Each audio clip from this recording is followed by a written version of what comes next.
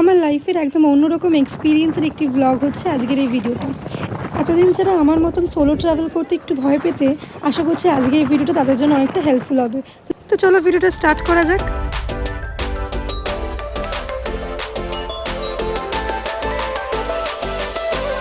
আমি প্রথমবার এরকম একটা এক্সপিরিয়েন্স করতে চলেছি, তাই ভাবলাম এই ভিডিওটা পুরোটাই তোমাদের সাথে আজকে শেয়ার করি। এখন বাজে রাত 11:15। এখন হাওড়া ব্রিজের ওপর থেকে হেঁটে হেঁটে যাচ্ছি বাস ধরতে। সেখান থেকে যাব ধর্মতলা। যেহেতু আমি সোলো ট্রাভেল করছি, আমি একদিন আগেই আমাদের রিজার্ভেশন বাসের টিকিট অলরেডি কেটে রেখে দিয়েছিলাম। তোমরা চাইলে সেখানে গিয়েও টিকিট কাটতে পারো। ওখানে অনেক রকম বাসের অপশন তোমরা পেয়ে যাবে।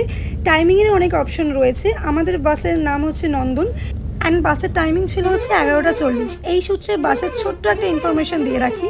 বাস ছিল 2x2 সিটের অ্যান্ড আমি যেহেতু একা গিয়েছিলাম, সেক্ষেত্রে আমাদের বাস কন্ট্রাক্টরকে বলাই ছিল যাতে আমার বাসের সিটে একজন ফিমেল বা ওমেন ক্যান্ডিডেটকেই দেয়, অ্যাজ ইট ইজ সেম। তারা সেটা আমাকে অ্যারেঞ্জ করে দিয়েছে। অলরাউন্ডার বাসের service is very good. First time আমি বাসে ট্রাভেল করে আমি তো খুব স্যাটিসফাইড।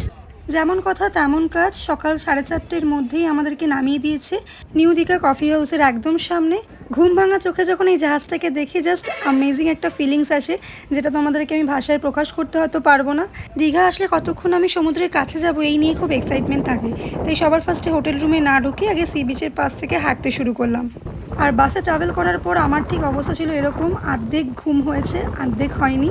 বাট মর্নিংয়ের এরকম একটা ওয়েদার, তার সঙ্গে সমুদ্রে এত সুন্দর হাওয়া, জাস্ট অ্যামেজিং একটা ফিলিংস কাজ। দেন হোটেলে ফ্রেশ হয়ে বেরিয়ে গেলাম হচ্ছে আমাদের অফিসের উদ্দেশ্যে, যার জন্য আমি এত দূরে এসেছি।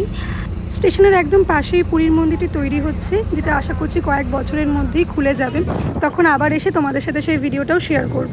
তারপরে ওল্ড দীঘা মোহনা পার করে চলে গেলাম আমাদের অফিসে। হাতে কিছুক্ষণ সময় ছিল, তাই জন্য ভাবলাম চলো মোহনাতে একটু নেমে আশপাশটা একটু ঘুরে দেখা যাক। এত বছর পর এসছি, আর এখানে সবেমাত্র সূর্য উঠছে আর হালকা হালকা করে জলের স্রোতটাও বাড়ছে। মানে সকালবেলার দিকে একদমই ভাটা ছিল, এখন জোয়ারটা আস্তে আস্তে বাড়ছে। অপরূপ এই সৌন্দর্য দেখে 2 মিনিটেই যেন চোখটা জুড়িয়ে গেল। এত দূর জার্নি করে আসাটা যেন সার্থক হলো। সকালের ব্রেকফাস্টটাও চলো করে নিই একটুখানি। প্রায় কত বছর পর এতগুলো কাক যেন আমি একসাথে মোহনায় দেখতে পেলাম। সেখান থেকে চললাম অফিসের উদ্দেশ্যে। রাস্তায় দেখতে পাই এত ধরনের শুটকি মাছ, ইলিশ মাছ। এখানে মাছের প্রচুর রকমের সাইজ আছে। মানে আমি হয়তো জীবনে এত বড় বড় ইলিশ মাছ, পমফ্লেট মাছ, চিংড়ি মাছ কখনো দেখিনি, তাও আবার একই ছাদের তলায়। তোমরা চাইলে এখান থেকে প্যাকিং করে বাড়িও নিয়ে যেতে পারো। ওদের সমস্ত প্যাকিংয়েরও ব্যবস্থা করে রাখা আছে। এবার মোহনা ওল্ড দীঘাকে টাকটা বাই বাই করে চলো অফিসের উদ্দেশ্যে যাই। সমস্ত কাজ কমপ্লিট করে গেছিলাম একটুখানি সমুদ্রে চান করবো বলে, কিন্তু এসে তো দেখি যা ঢেউ, এখানে তো নামাই যাবে না। সমস্ত মানুষরা তাই জন্য পাথরের ওপরই বসে আছে। আর ওয়েদারটা কিন্তু খুবই গরম ছিল। দেখে হয়তো মনে হবে যে মেঘলা, কিন্তু ভীষণ গরম ছিল। আর এই যে আমার পা কাটা অবস্থায় হাঁটতে হাঁটতে চলে আসলাম হোটেল রুমে। সামান্য একটু জল হয়তো পায়ে ছুঁয়েছি, কিন্তু চান করা আর গেল না এবার।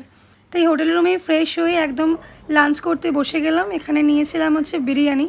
মানে কী নেবো না এটাই ভাবছিলাম। তো বিরিয়ানি আর কোক নিয়েই আজকে আমি দুপুরের লাঞ্চটা কমপ্লিট করলাম। লাঞ্চ কমপ্লিট করতে করতেই অনেকটা বেলা হয়ে গিয়েছিলো, মানে প্রায় 6টা সাড়ে 6টার ওপর হয়ে গেছিলো। তাই আর রাতের ট্রেন ধরে আমি আর বাড়ি আসতে পারিনি। তাই ভাবলাম আমার হোটেল থেকে 2 মিনিটের হাঁটা পথেই যেহেতু সি বিচ, তাই একটু সাইট সিনটা ঘুরেই আসি। আর সমুদ্রের পাড়ে এরকম দোকান না থাকলে হয়। এভাবেই মুভি দেখতে দেখতে আমার রাতটা কেটে গেল। তারপরে সকালবেলা রেডি হয়ে রওনা দেবো বাড়ির উদ্দেশ্যে। এরকম ঝমঝমিয়ে একটা বৃষ্টি।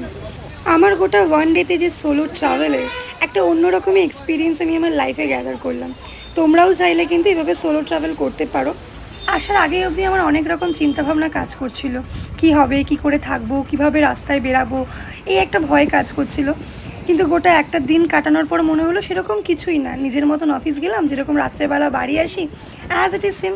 একদম হোটেলের সি বিচের সামনেই আমার হোটেল। আগে থেকে সমস্ত কিছু অ্যাপয়েন্টমেন্ট নেওয়া ছিল। বাস থেকে শুরু করে আমার হোটেল সবাই খুব কোঅপারেট করেছিল বলে আমার হয়তো সোলো জার্নিটা এত সুন্দর হয়েছে। দ্যাটস ওয়াই পুরো জার্নিতেই আমার কোনো রকম কোনো অসুবিধা হয়নি। আমার বাড়ি ফেরার সাথে সাথে এই ভিডিওটাকেও এখানে এন্ড করা যাক। আশা করছি তোমাদের আমার এই সোলো ট্রাভেল ভিডিওটা ভালো লাগলে অবশ্যই like, comment, share and subscribe করতে কিন্তু ভুলো না।